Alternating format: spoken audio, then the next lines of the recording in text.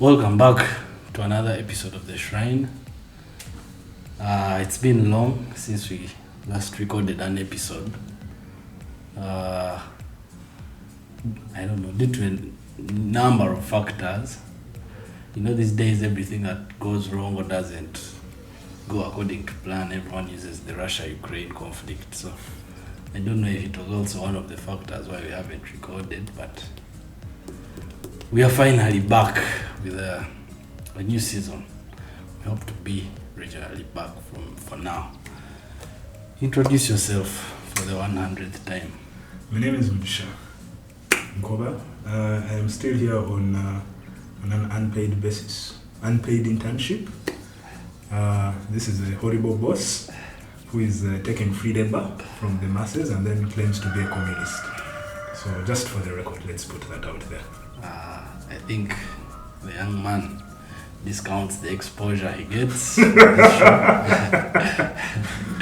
He gets exposure.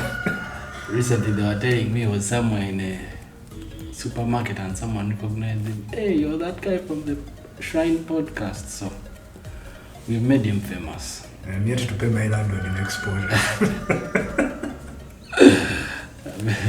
Soon and very soon.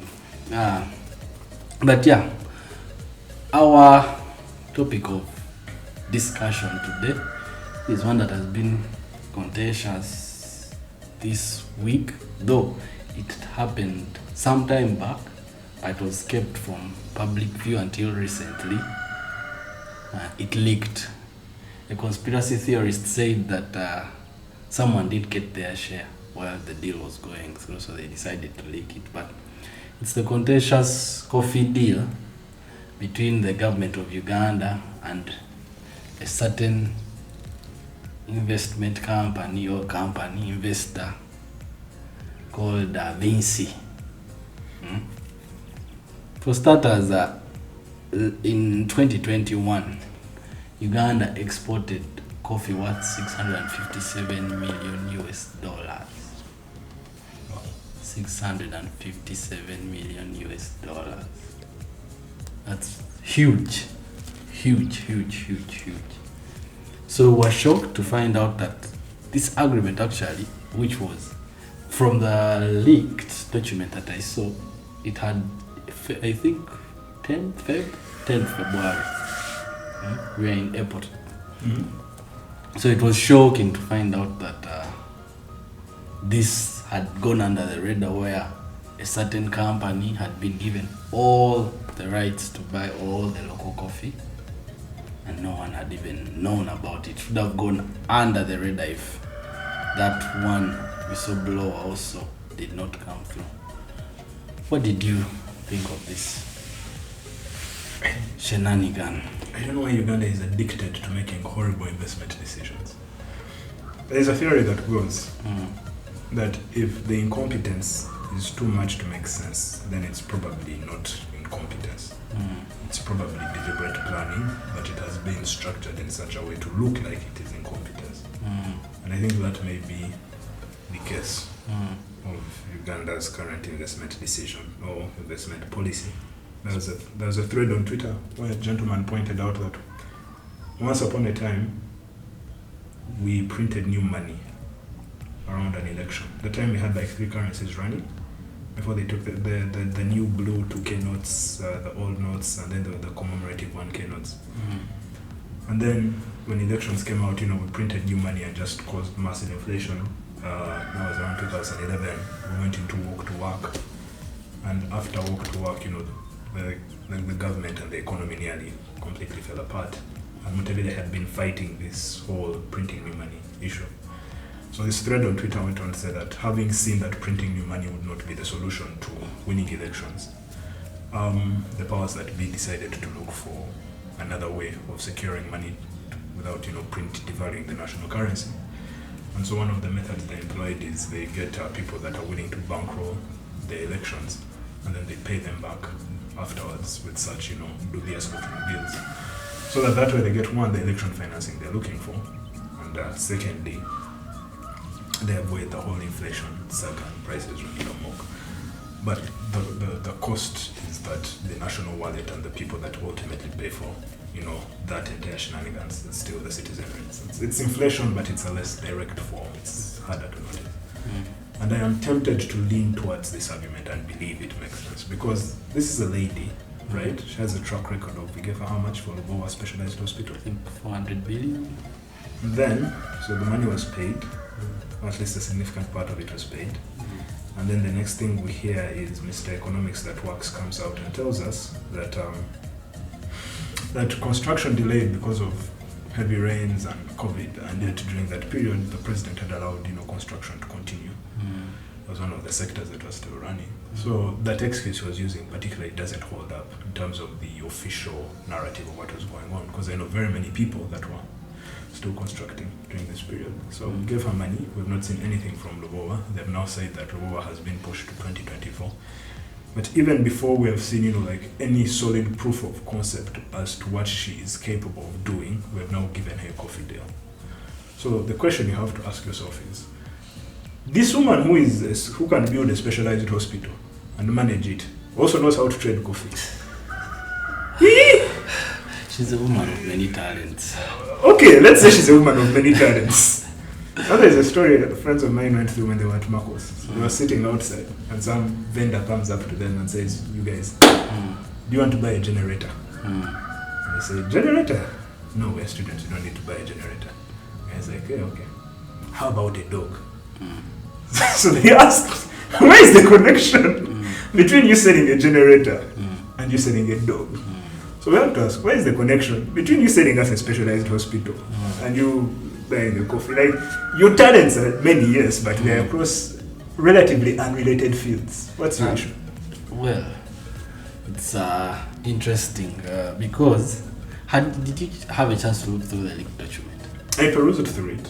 I looked at some of the terms. So first of all, she's exempt from something as basic as pay.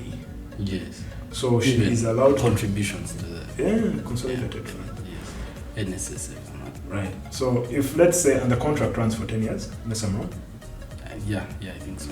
So let us say she's going to employ, say, 5,000 people. No, it's not 5,000. It's 256 people. Fair enough. Say where she's employing 256 people. Say the monthly remuneration on average for all the 256 she's employing, right?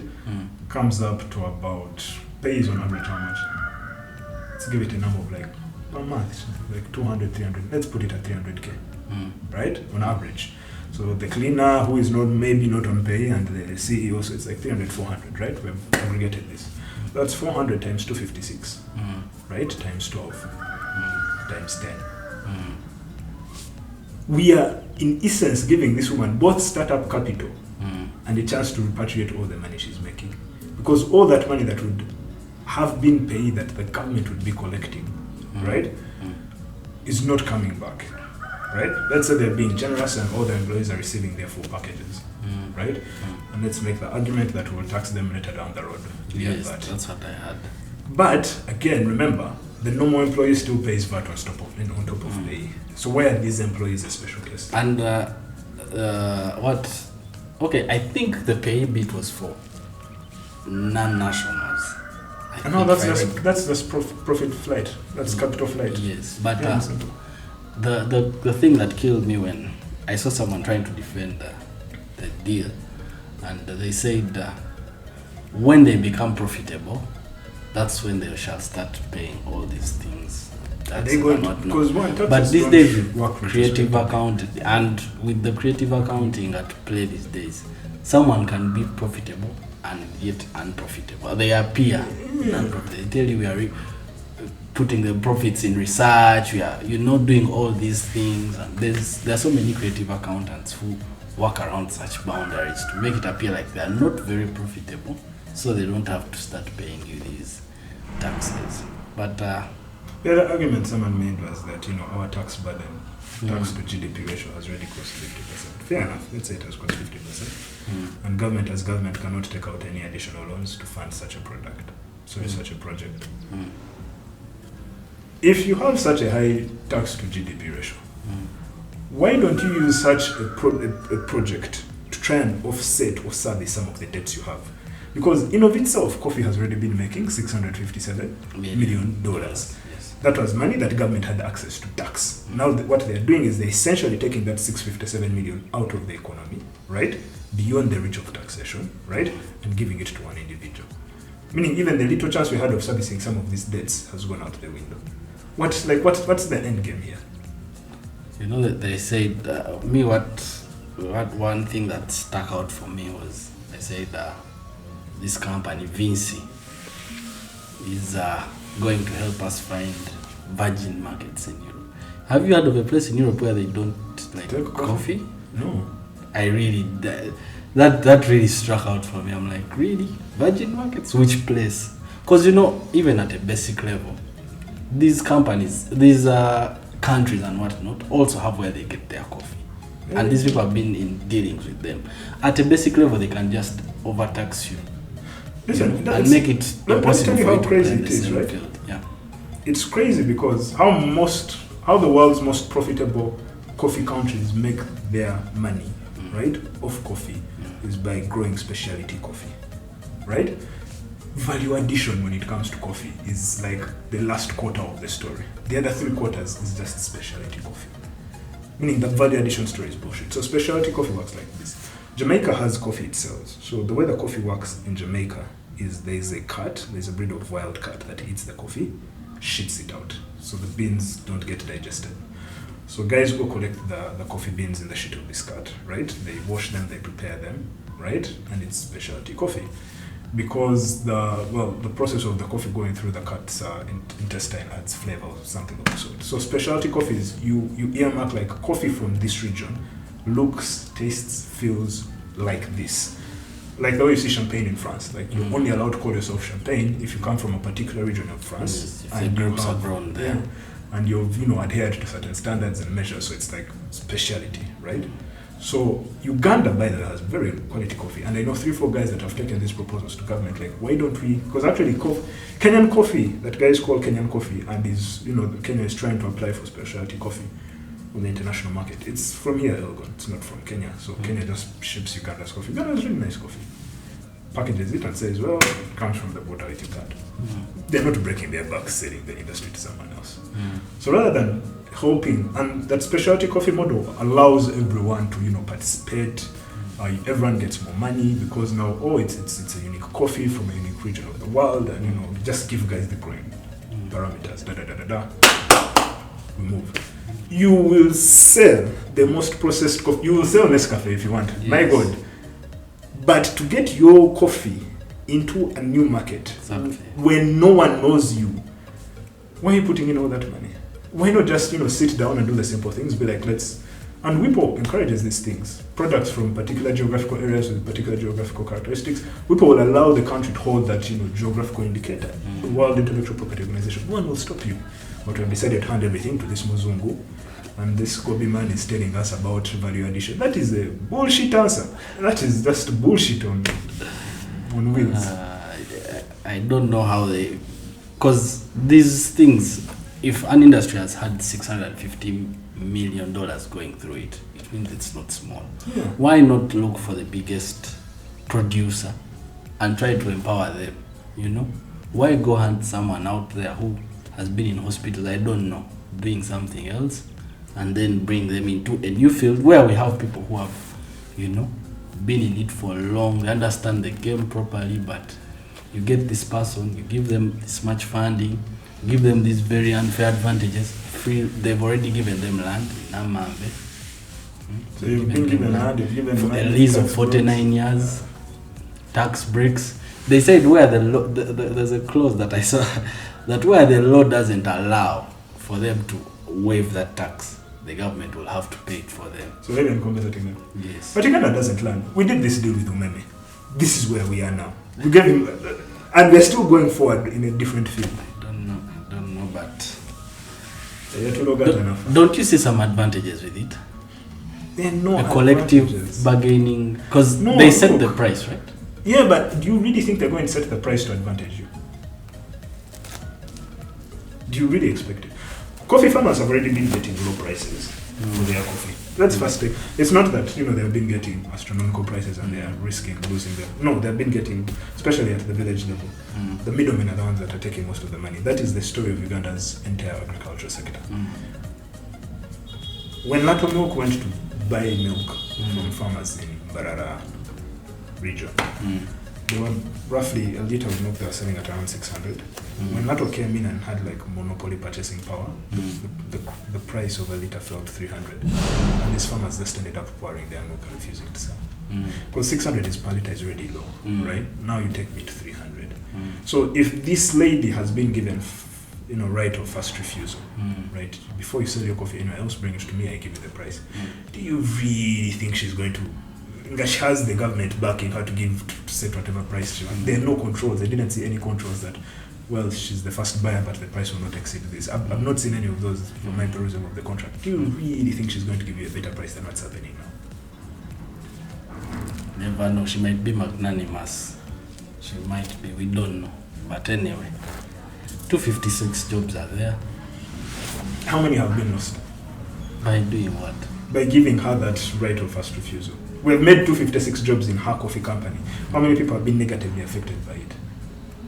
What is, if the cost of creating 256 jobs is 500 families can no longer sell their coffee and send their children to school, then why the hell do we need these 256 jobs? That is just poor mathematics. Value addition.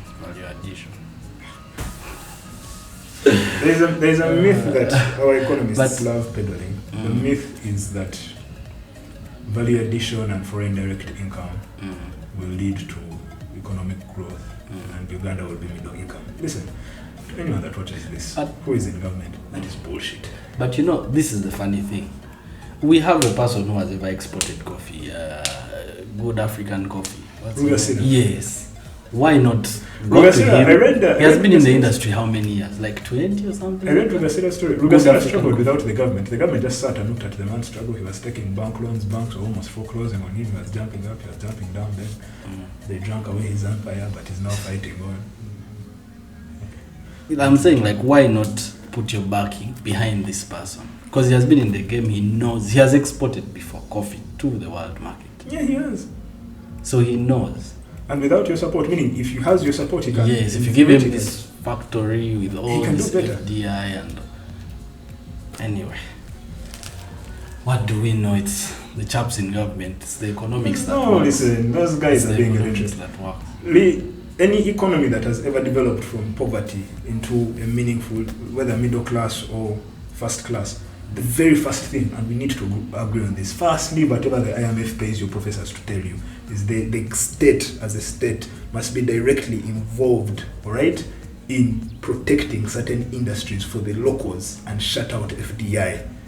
Leave this rubbish they have sold you all your life that you need to liberalize the economy. Liberalize against how? You want a guy to compete against someone who has been given all this. Okay, fine. Take out state funding. You want a company like MTN to enter Uganda, it has say $50 million to spend to set up a telecom. And then we have K2 that is trying to do the same thing and you're saying it is an open playing field, let the market decide. How is the market going to decide? There is $50 million there. Even if MTN provides the shittiest of services, by mere fact that they can drown out these guys in marketing and distribution and all that, we're going to be stuck with shitty services. There's nothing competitive there. So, you simply don't see any advantage in this Vinci group. They will sell you the advantages. It's what they're supposed to do. But when you come down to the mathematics of it all, the actual ground situation, then the tangibles, it's horseshit. Why now? Someone has to ask why now. Anyway, if we are to go by your conspiracy theory, it's because you actually saw 2018. The thing actually kicked off in 2015, 2018, around there. That's when the initial discussions were put into place. And then the same woman who gets the hospital bill worth trillions is getting a coffee deal within the same election period. I need her witch doctor's number. Whoever watches this, I'm not fighting you, but no, if you can give me a witch doctor's number, it's possible. I have issues I need to sort. She's winning. She just can't stop. I don't know what she whispers into our minister's ears, but she's winning. We need to get her number. Maybe we shall also get fun for Dasha, the we do. podcast. We need to strategize where we fall in love from. But I miss the old days. I was thinking about it. I've been doing some research, and I've had access to some old archives. I miss the old days where, like, Uganda's corrupt were not very, very sophisticated, because the level at which we are going, I don't think we shall be able to keep up. You remember that scandal of, what was his name? His man, he actually died. He used to own a newspaper, some sort of magazine.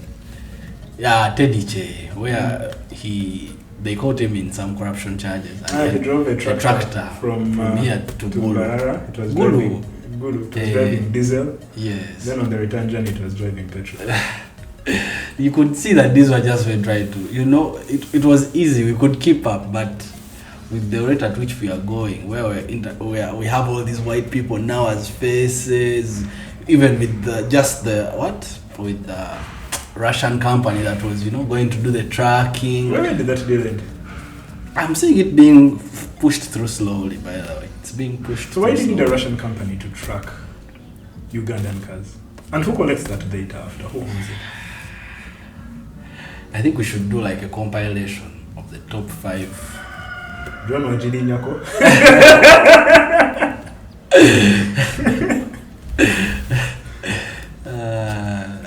No, but is that memo? Do you want an automatic drone or a manual one? So you pick the drone you want. But no, I think when it comes, I have no problem with poor governance, right? No country can ever claim to have a monopoly on good governance. Governance is tricky. I draw the line at economic mismanagement. Because the moment you start fucking with the economy, these are people's lives. There was a time you had Andrew Muhimisiwe, and he was telling us about MTN, and he did this very nice deep dive, and he took us through. And it turns out he's correct. Yes, he has been vindicated. He has been vindicated. But guys put in their money, guys lost their money, guys are now expecting to become billionaires overnight. And the weird thing is, after that entire MTN saga, right, the government said it would now withdraw the mandatory requirement for Airtel to list, because it had wanted both of them to be mandatory listed on the US. But after, like, okay, no, for Airtel it's no longer mandatory. Meaning, somewhere in the back of these dealings, the government was involved. And it watched people being swindled. And it kept quiet and encouraged this. That is why you people need to subscribe. You need to tell all your other friends to subscribe. We did a whole series advising people not to put their hard-earned savings in MTN shares. And we've been vindicated. Ever since they IPO'd, they've never hit 200 again. There's a time they were on a deep dive. They were really, I don't know, something magically happened there, but shall not get into that, and it started climbing up. But there's a time they were really on a deep dive, and it was going to alarm the economy and the market. It was going to really look bad on our regulators, especially on the stock market side of things. But that's not how things run. It came back anyway. In all your conclusion, you're saying we are being taken for a ride, as usual. We're not being taken for a ride. We're being taken for idiots. Maybe one day when we have some protection, we should do a compilation, because as a Ugandan you really go through it. Econ City, the man who brought the vaccine, the Russian company that never existed that's going to do trackers, the hospital. Now they want us to sell all the coffee to one person. Olemwa. Uganda Olemwa. And I don't what is this? What is the point of? Eventually, economies are finite resources, right? I think people make the mistake of considering an economy is infinite. As long as people are there and people are paying taxes, money will run out. But yes, that is infinite as long as guys keep fucking and having kids. Fair enough. But the construction of the economy itself is finite. The economy is a very finite thing. I don't know who keeps deceiving our policymakers that the economy is infinite and anything can go. Eventually, this rate has to stop. Someone recently said that we need to pray for what? For the Ugandan economy, because we went through an election year more money was pumped into the economy. COVID. Then Yes. COVID came. They poured all these funds from all these countries, COVID relief, COVID support, this ministry, this, da, da, da, da. So there's a lot of money. And then the person who is very well equipped at handling and firefighting our inflation dies. So he couldn't have picked a very wrong time. Couldn't have picked the worst time. The worst time to let us go. to let us go. Like, we are going to go through it. And now, I had a friend who told me that he saw Mutebire's death and said, "You guys are mourning for the wrong things. Mourn for yourself." I asked him why. Mutebire is dead, and you're asking why you should mourn. Told us, give it 5 years. Wait for the next election. You tell me why I told you to mourn for yourself. anyway, our country, Uganda. But like I was saying, the economy is finite. We need to be sensible in how we treat this thing. Because when the economy collapses, it does not matter if you looted 4 trillion, if you looted 5 trillion, if you looted 100k. It will collapse with all of us in it. True. You will make the mistake of saying, well, me, I looted in dollars. I have, foreign assets. But those guys also have their issues. Everyone has their issues. True. Every country, every currency has their issues. And if America has shown us anything with Russia is, you say, me, I have my dollars, and they'll wake up and say, now, you're not accessing your dollars. I mean, if they could take a central bank's reserves, you individual, you're more of an African, what is giving you this confidence? True. So we need to get, to the guys that are in charge of this shit, get serious with how you're handling some of these things. Really get serious. This, what you're doing is this. And today's episode is sponsored by Tracker in Uganda. They do all sorts of car tracking, fleet management. I think the editor will put the number or social media, some form of contact. Why don't you lobby for him to get the contract instead of the Russian? Why hasn't Rukasira gotten the coffee deal? Why has Vinci Uganda gotten it? That is what I'm telling you. Katigai Mugambe, he looks for Vinci's daughter. Quick. Anyway, thank you guys for watching. See you next time. Peace. Subscribe, like.